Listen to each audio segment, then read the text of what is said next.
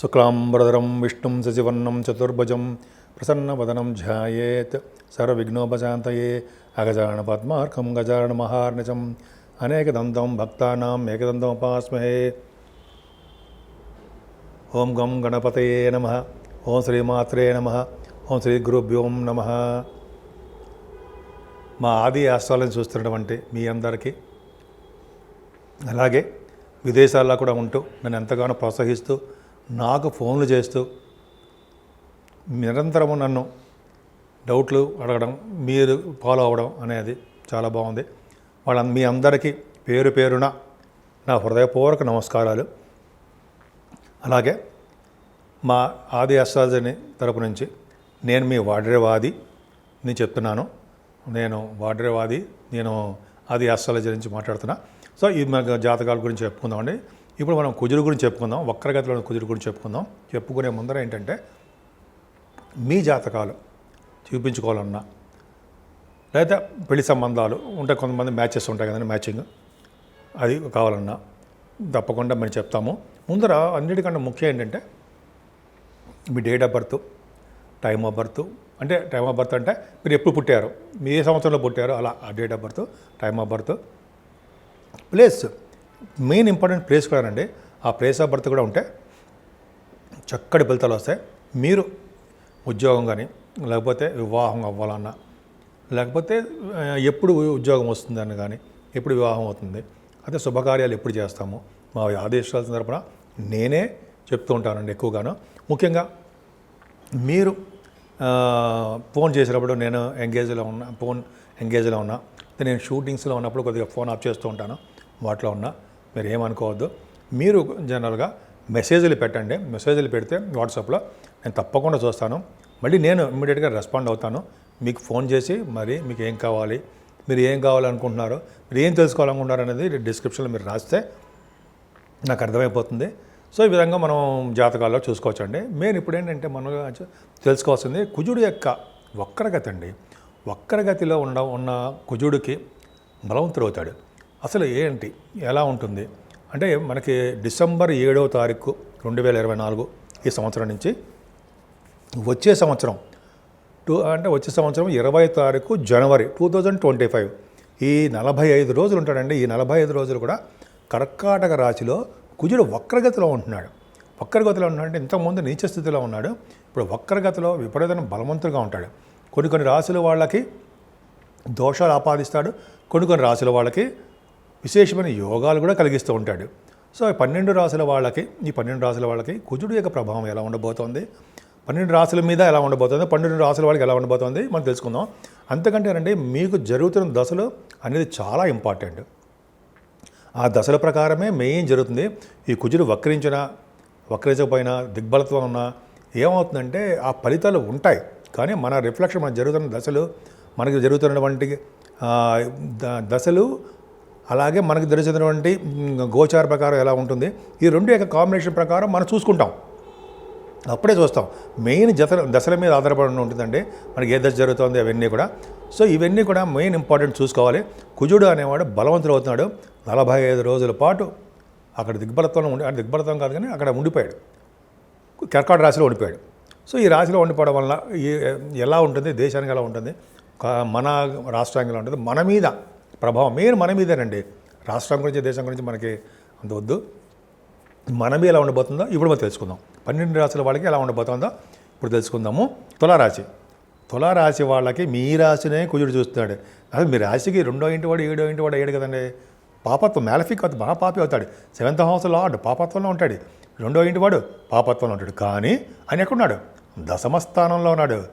అంతే కదా, దశమస్థానంలో కుజుడు దిగ్బలుడు అవుతాడు. స్ట్రాంగ్గా ఎగ్జాల్టేషన్లో ఉన్నాడు, పవర్ఫుల్గా ఉన్నాడు. అంటే అర్థం ఏంటి, మీరు ఏ పని చేసినా, ఏ పని తలపెట్టినా, ఏ రూపం దాల్చినా ఖచ్చితంగా సక్సెస్ అవుతారండి. తెలివిగా, ఆనందంగా, యాక్టివ్గా దూసుకుపోయే తత్వాన్ని మీకు ఇస్తాడు. అమ్మో, పైగా అగ్ని స్వభావం కాబట్టి కోపాన్ని ఇస్తాడు, డైనమిజాన్ని ఇస్తాడు, హెల్ప్ చేసే తత్వాన్ని ఇస్తాడు. ఎలా చెప్పుకునేటప్పుడు బ్రహ్మాండంగా ఉంది. పైగా 4th భావాన్ని కుజుడు చూస్తున్నాడు. 4th భావాన్ని కుజుడు, ఉచ్చస్థితిలో ఉన్న కుజుడు, 2వ భావాధిపతి అయిన కుజుడు, 2వ భావతి కూడా చెప్పాలి, 2వ భావాధిపతి అయిన కుజుడు మీకు లాభంలో, దశమంలో బ్రహ్మాండంగా ఉన్నాడు. అంటే సెకండ్ హౌస్ లార్డ్ గురించి చెప్పాలి కదా. అంటే ఏంటంటే ధనానికి కారకుడు అవుతాడు కాబట్టి ధనాన్ని ఇచ్చి తీరుతాడు, ధనాన్ని ఇస్తాడు. ఫైనాన్షియల్గా స్టేటస్ పెరుగుతుంది, కుటుంబంలో మంచి పేరు ప్రఖ్యాతలు రావడము, మీ బంధువులు అంటే మీకు ఇష్టపడము, వాళ్ళ వల్ల మీకు సహాయ సహకారాలు అందడము అద్భుతంగా ఉందండి. ద్వితీయ భావము కుటుంబ వ్యవస్థ. కుజుడు బాగోపోతే కుటుంబంలో వృద్ధి ఉండదు కదండి, అంతే కదా. అక్కడ కుటుంబంలో కుజుడు బాగున్నాడు కాబట్టి ఇప్పటి వరకు నెగిటివ్లో ఉన్న కుజుడు వేరు. ఎందుకంటే 48 రోజుల పాటు ఉన్న కుజుడు కంటే, అంటే అక్టోబర్ నుంచి డిసెంబర్ వరకు అన్న కుజుడు ప్రభావం అంటే ఇప్పుడు 45 రోజులు ఇప్పటి నుంచి, ఇప్పుడు అంటే డిసెంబర్ 7 నుంచి ఆ కుజుడు బ్రహ్మాండమైన యోగాన్ని ఇస్తాడు. 4th భావం చూస్తున్నాడు కదా, భూములు కొనుక్కుంటారు, గృహాలు కొనుక్కుంటారు, అపార్ట్మెంట్స్ కొనుక్కుంటారు, వ్యవసాయదారులకు పంట బాగుంటుంది. కుజుడు 4th భావం చూస్తున్నాడంటే ఖచ్చితంగా మీరు వాహనాలు కొనుక్కోవాల్సిందే అవకాశాలు ఉన్నాయి. అలాగే సంగీత సాధన బ్రహ్మాండం చేస్తారు. ఆ సంగీతం పక్క పెడితే ముఖ్యంగా భూములు కొనుక్కుంటారు. రియల్ ఎస్టేట్ రంగంలో ఉన్నారనుకోండి, భూ సంపద బాగా పెరుగుతుంది, భూముల వల్ల లాభాలు వస్తాయి. ఎందుకంటే పంటలు కూడా బాగా పండుతాయి కదా, అదొకటి అద్భుతం ఉందండి. 4th భావం విద్యలో కూడా బాగా రాణిస్తారు. మీ మదర్ గారి యొక్క అంటే తల్లి గారి ఆరోగ్య పరిస్థితి, ఆర్థిక పరిస్థితి బాగుంటుంది. పై సంతాన యోగ కారకుడు కూడా కుజుడే కదా, సంతానాన్ని కూడా ఇస్తాడండి కుజుడు. 5th భావం చూసినా పంచమ భావం అంటే 5th భావం పంచమ భావం, ఆయన మీకు సంతాన యోగాన్ని కలిగిస్తాడు. పైగా మీకు ప్రేమగా ఉండేది చేస్తుంటాడు. స్పోర్ట్స్ రంగంలో కూడా బాగా విజయాలు సాధించేది చేస్తూ ఉంటాడు, అందులో సందేహం లేదు. పైగా షేర్ మార్కెట్లో, స్టాక్ మార్కెట్లో ఈ కంప్యూటర్స్, హార్డ్వేర్స్, ఎలక్ట్రిసిటీ, ఎలక్ట్రానిక్స్, భూములు, వాటిలో కూడా మీరు షేర్ మార్కెట్లో కూడా ఉంటే, మీరు ఆ ఫీల్డ్లో ఉంటే వీటి వలన ఇప్పుడు చెప్పిన వాటి వలన మీకు సంపదలు కలుగుతాయి. అలాగే సప్తమాధిపతి బాగా దశమంలో ఉన్నాడు. ఎవరికైతే జాతకంలో సప్తమాధిపతి దశమంలో ఉంటాడో ఉన్న ఊరి నుంచి దూరం గడిపోతారు, అంటే ఫారిన్ కంట్రీస్ వెళ్తారు. మీ జాతకంలో కూడా చూసుకోండి, ఇది నా సొంత కవితం కాదు, రూల్ అది. అంటే శాస్త్రం చెప్పిందే మీకు చెప్తున్నా.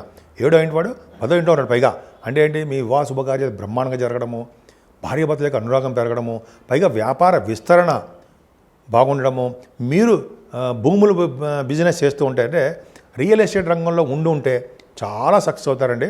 ఈ 7వ భావం కళత్ర స్థానము, అలాగే మనం అదృష్ట స్థానం చెప్తాం కదా, విహారయాత్ర చేస్తూ ఉంటారు, అదృష్టం బాగుంటుంది, భార్యాభర్తల విషయంలో అనురాగం పెంచుతాడు, చక్కగా పెళ్ళిళ్ళు అయ్యేది చూస్తుంటాడు, బాగా అద్భుతంగా రాణిస్తారనమాట.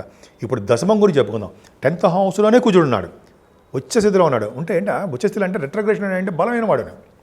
ఆయన యాక్చువల్గా ఉచ్చస్థితి ఎక్కడ ఉంటాడు, ఆయన మకర రాశిలో ఉంటాడు, కానీ బలమైన వాడు. అంటే అంత బలమైన వాడు సేమ్ కుజసమాడు. మకర రాశిలో అంత బలంగా ఉంటాడు, కర్కాటక రాశిలో ఒక్కరి గదిలో ఉంటే అలాగే ఉంటాడు. 10th భావంలో ఉన్నాడు. దృఢమైన శరీరం కలవారు అవుతారు, దృఢగాత్రం కలవారుగా ఉంటారు. మీరు మంచి కష్టపడి ధన సంపాదించేవారుగా ఉంటారు, న్యాయబద్ధంగా ఉండేటి చేస్తుంటాడు. దశమంలో కుజుడు అంటే మాటలు కాదండి, దిగ్బలత్వంలో ఉంటాడు కుజుడు. రాజకీయ రంగంలో ఉన్న వాళ్ళకి బాగా విశేషమైన సంపదలు, ఆనందము, ఐశ్వర్యము, అలాగే వాళ్ళకి వృద్ధి, పదవులు రావడము వాళ్ళ జాతకాల ప్రకారం జరుగుతుంది. కుజుడు చాలా చాలా అద్భుతమైన యోగకారకుడు. అంటే దశమంలో కుజుడు స్ట్రాంగ్గా ఉన్నాడు కాబట్టి యోగాన్ని ఇస్తాడు. అంతేకాకుండా ఈ కుజుడు ప్రభావం వలన ఎవరైతే రియల్ ఎస్టేట్ రంగంలో కుజుడు కారకత్వంలో ఉన్నవాళ్ళు, అదే సాఫ్ట్వేర్ రంగ ఉద్యోగస్తులు, ఎలక్ట్రిసిటీ, ఎలక్ట్రానిక్స్ డిపార్ట్మెంట్స్లో ఉన్నవాళ్ళు, కంప్యూటర్స్ సంబంధించిన వాళ్ళు, ఇలా ఉంటారు సరే సంస్థల్లో ఉన్నవాళ్ళు, వాళ్ళందరూ కూడా ఉద్యోగ భద్రత, ఉద్యోగ డెవలప్మెంట్స్ అన్నీ ఉంటాయి. సో మీ కుజుడు పాపత్వంలో ఉన్న కుజుడు దశమ కుజుడు కూడా మంచి యోగాన్ని ఇస్తాడు. దృఢమైన కోరికలు, దృఢమైన స్వభావం, దృఢమైన శరీరము, దృఢగాత్రము ఇవ్వడంలో ఆయన మునగాడే. సో ఈ విధంగా మీ తులారాశి వాళ్ళకి ఉంది. కుజుడు వల్ల ప్రభావం చాలా అద్భుతంగా ఉందన్నారు, సందేహం లేదు. ఇప్పుడు మనం రెమెడీస్ గురించి తెలుసుకుందామండి. కుజుడు అనుగ్రహం 12 రాశుల మీద కలగాలి, అవునా? ఇప్పుడు కుజుడు కొన్ని రాశులకి యోగాన్ని, కొన్ని రాశులకి అవయోగాన్ని కలిగిస్తున్నాడు కదా. ఈ స్ట్రాంగ్గా ఉండడం వలన, ఆయన అంటే కుజుడు స్తంభన వలన, కుజుడు యొక్క రెట్రోగ్రేషన్ వలన కొన్ని రాశులకి ఇబ్బంది కలిగిస్తున్నాడు. అది ఇబ్బంది అంటే మరీ ఇబ్బంది కాదు, కానీ కుజుడు యొక్క అనుగ్రహం కలగాలి కదండి. మనందరూ అన్ని రాశుల వాళ్ళకి మనందరికీ బాగుండాలి కదా మనందరం, అవునా? కాబట్టి కుజుడు సుబ్రహ్మణ్య స్వామి పూజలు చేసుకుందాం, సుబ్రహ్మణ్య స్వామి కళ్యాణం చేయించుకున్నా, సుబ్రహ్మణ్య స్వామి అష్టోత్తరం చేసుకున్నా ఇంట్లోనే, లేదా పుట్టలో పాలు పోసిన, ఈ విధంగా సుబ్రహ్మణ్య స్వామి ఆరాధన ఈ 45 రోజులు బాగా చేసుకుంటే, నిరంతరం సుబ్రహ్మణ్య స్వామి కొలవడం వలన ఏం చేయదండి, మాకు తెలియదు. మాకు చిన్న మంత్రం చెప్పండి. అంటే ఓం మెలికిలిసా అండి, సం శరవణ భవాయ నమః, ఓం సం శరవణ భవాయ నమః, ఓం సం శరవణ భవాయ నమః అనే మంత్రాన్ని, బీజాక్షరం నేను 108 సార్లు రోజు చెప్పించుకోవడం వలన 12 రాశుల వాళ్ళకి అద్భుతం ఫలితాలు ఉంటాయండి. ముఖ్యంగా సుబ్రహ్మణ్య స్వామి ఆరాధన ఎంతో పవర్ఫుల్. సుబ్రహ్మణ్య స్వామికి పాలతో అభిషేకము, తేనెతో అభిషేకము, ఇలా ఉన్నాయి కదండి, అన్ని అభిషేకాలు ఉన్నాయి కదా. పైగా ఆయన గంధంతో అభిషేకం చేస్తే పుణ్యఫలం ఉంటుంది అంటారు. అరగదీసిన గంధం ఉంటుంటారా, ఎవరైతే అరగదీసిన గంధాన్ని సుబ్రహ్మణ్య స్వామికి మొత్తం అంతా రాస్తారో వాళ్ళకి పుణ్యం అధికంగా ఉంటుంది. వీడు ఏ జన్మలో చేసుకున్న పుణ్యమో అంటుంటాం కదా, అది పుణ్యం అని ఇలాగ వస్తాయి. పుణ్యం చేసుకోవడం అంటే ఏంటి, గంధాన్ని సుబ్రహ్మణ్య స్వామికి రాయడమే. సుబ్రహ్మణ్య స్వామి అంటే మనకు విగ్రహం ఉంటుంది, అయితే మా ఇంట్లో పాము కూడా ఉంటుంది, 5 తల పాము, వెండిది, బంగారం, పూజ చేసుకున్న, పాల అభిషేకం చేసుకున్న అద్భుతమైన ఫలితాలు వస్తాయి. ఈ విధంగా సుబ్రహ్మణ్య స్వామికి పూజ చేసుకుంటే ఏ ఫలితాలు వస్తాయి, భార్యాభర్తల విషయంలో అనురాగం పెరుగుతుందండి, మనస్పర్ధలు ఉండవు, త్వరగా వివాహ శుభకార్యాలు జరిగిపోతాయి, వివాహాలకి ఆటంకం ఏర్పడదు. ముఖ్యంగా సంతానం విషయంలో ప్రాబ్లమ్స్ వస్తాయి. సార్ పుట్టట్లేదురా బాబు సంతానము, ఎట్లాగ అనుకుంటాం కదా చాలామందికి. కుజుడి ప్రభావం, సర్పదోషం ఉంటుంది కొంతమందికి, అంటే రాహుకేతులకి కుజుడి ప్రభావం ఉంటుంది. ముందు కుజుడి ప్రభావం కాబట్టి పంచమస్థానంలో సంతాన విషయంలో ఇబ్బంది కలుగుతుంది. కాబట్టి ఈ సుబ్రహ్మణ్య స్వామి పూజ చేసుకుందాం, ఇబ్బందులన్నీ తొలగిపోతుంటాయి. అలాగే ఇంకా చెప్పాలంటే ఈ కొంతమందికి ఉద్యోగాల భద్రత ఉండదు, ఉద్యోగాల కోసం కూడా ట్రై చేసే వాళ్ళకి, విదేశాలు వెళ్ళడానికి ట్రై చేసే వాళ్ళకి, ఇలాగ అన్ని యాంగిల్స్ చూసి, అంటే అన్నిటి ప్రభావం యొక్క కుజుడే కారకుడవుతాడు. ముఖ్యంగా సంతాన విషయంలోనూ, భార్యాభర్తల విషయంలోనూ, భార్యాభర్తలు విడగొట్టాలన్నా కలపాలన్నా కూడా ఆయనే కారకుడవుతాడు. పైగా ఇంకా చెప్పండి వివాహ శుభకార్యాల్లోనూ అనేక రకాలుగా యాక్సిడెంట్స్ కాకుండా ఆయన మరి రోడ్డు ప్రమాదాలు కలగడానికి, యాక్సిడెంట్ కలగడానికి, బోన్స్ తిరగడానికి, రక్తం కారడానికి, ఇవన్నీ కారకుడు ఆయనే కదా. అవన్నీ కాకుండా సర్వదా రక్షగా ఉంటాడు సుబ్రహ్మణ్యుడు. కాబట్టి సుబ్రహ్మణ్య స్వామి ఆరాధన ఎంత చేసుకుంటే అంత అద్భుతమైన ఫలితాలు ఇస్తారండి. కుజస్తంభం కాబట్టి చెడు ఫలితాలు ఎక్కువ, అంటే ఆయన బాగా రిట్రగేషన్లో ఉన్నాడు కాబట్టి ప్రాబ్లమ్స్ క్రియేట్ అవుతుంది. మనకేం చేయడు, మన రాష్ట్రానికో వేరే రాష్ట్రానికి చిన్న చిన్న మనస్పర్ధలు వ్యవస్థ వస్తుంటాయి, అది పక్క పెడదాం. 12 రాసుల వాళ్ళకి బాగుండాలని, అద్భుతంగా ఉండాలని, ఇటు యోగం చేసినా యోగం చేయకపోయినా కుజుడి యొక్క ప్రభావం వలన, కుజుడి యొక్క సుబ్రహ్మణ్య స్వామి ఆరాధన వలన 12 రాసుల వాళ్ళకి ఆయన యొక్క చల్లని చూపులు, ఆయన యొక్క దీవెనలు కలగాలని, ఆయన దీవెన వల్ల మనందరం సుఖ సంతోషాలతోటి, ఆరోగ్యాలతోటి ఎప్పుడూ అద్భుతంగా ఉండాలని, ఉంటారని నేను మనస్ఫూర్తిగా కోరుకుంటున్నాను.